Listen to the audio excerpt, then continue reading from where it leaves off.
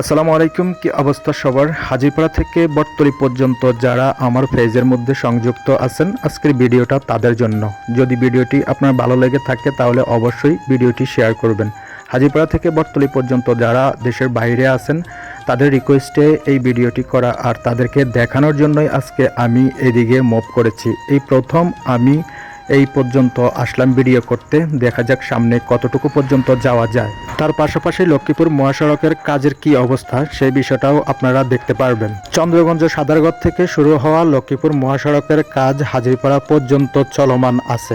আর তার পাশাপাশি রাস্তার দুই পাশে যে নিচে জায়গাগুলো আছে ওই নিচে জায়গাগুলোর মধ্যে মাটি ফেলানো হচ্ছে উঁচু জায়গাগুলো থেকে। দেশ এবং দেশের বাইরে থেকে যারা আমার এই ভিডিওগুলো দেখেন এবং কি আমাকে কমেন্টসে উৎসাহ দেন, তাদের প্রতি রইল চিরকৃতজ্ঞতা এবং ভালোবাসা।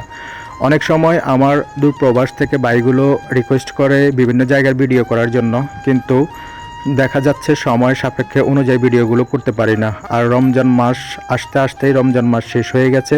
রমজান মাসে তো কোথাও বাইরে হওয়া হয় না বা ভিডিও করা হয় না। তার কারণে এই রমজান মাসে বিভিন্ন জায়গার এবং কি লক্ষ্মীপুর মহাসড়কের কাজের আপডেটগুলো আপনাদেরকে সঠিক সময়ে দেখাতে পারি নাই।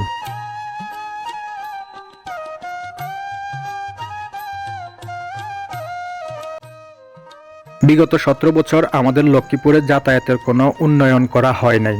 আমরা আশা করি এবং কি লক্ষ্মীপুর জেলার সর্বস্তরের জনগণ আশা করে লক্ষ্মীপুরের কৃতি সন্তান পানি সম্পদ মন্ত্রণালয়ের মন্ত্রী মহোদয় শহীদুদ্দিন চৌধুরী এনিভাইয়ের নির্দেশনায় আমাদের লক্ষ্মীপুরে গ্রাম থেকে শহর পর্যন্ত যাতায়াতের উন্নতি সাধন করবে।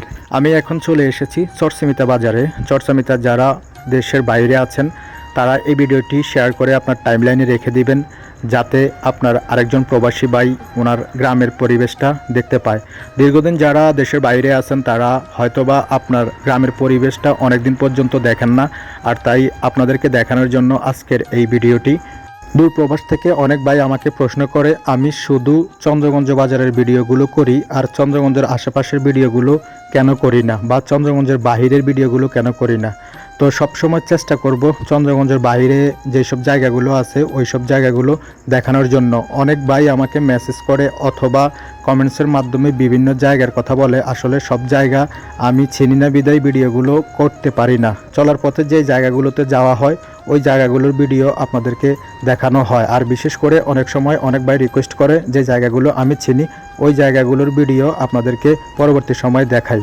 আমি এখন যেই রাস্তা দিয়ে যাচ্ছি 3 বছর পরে ইনশাআল্লাহ এই রাস্তার পরিবেশটা অনেক পরিবর্তন হয়ে যাবে। প্রবাস থেকে যারা হঠাৎ করে দেশে আসবে তারা হয়তোবা তার জায়গাটা চিনবে না। তবে আমরা লক্ষ্মীপুরবাসী আশা করি ফোর লাইনের কাজ সম্পন্ন হওয়ার সাথে সাথে যেন পল্লী বিদ্যুতের খুঁটিগুলো রাস্তার মাঝখান থেকে উঠিয়ে নেওয়া হয়, তাহলে আমাদের এলাকার মধ্যে দুর্ঘটনা কম হতে পারে। কথা বলতে বলতে চলে এসেছি আমি আমাদের বটতলীতে থাকা মসজিদটি অনেক সুন্দর। ধন্যবাদ সবাইকে, ভালো থাকবেন, সুস্থ থাকবেন। দেখা হবে জনস্বার্থের অন্য কোনো এক ভিডিওতে।